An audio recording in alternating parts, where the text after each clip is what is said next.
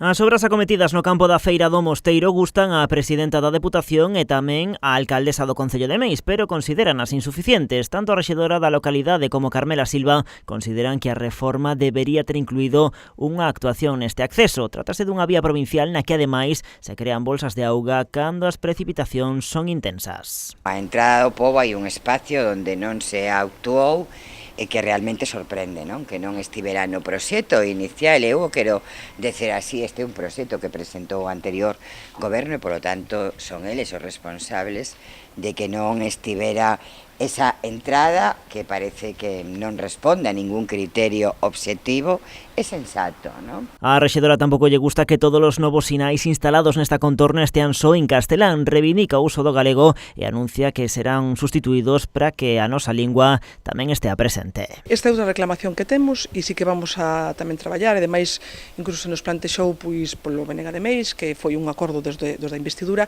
e sí que temos que facer un cambio na sinalización. A actuación nesta Praza de España supuxo un incremento da seguridade viaria dándolle prioridade aos peóns. Tamén se mellorou a contorna da Casa da Cultura e se actuou nos xardíns. No anterior mandato, segundo datos da Deputación, investíronse en máis de 3,5 millóns de euros, o investimento máis potente no Concello de Carmela Silva da historia da Administración provincial. Pero eu quería recordar 3,5 millóns de euros. Por que eu quero recordar? Porque o anterior goberno ocultaba, ¿no? Por exemplo, yo voy a poñer un exemplo.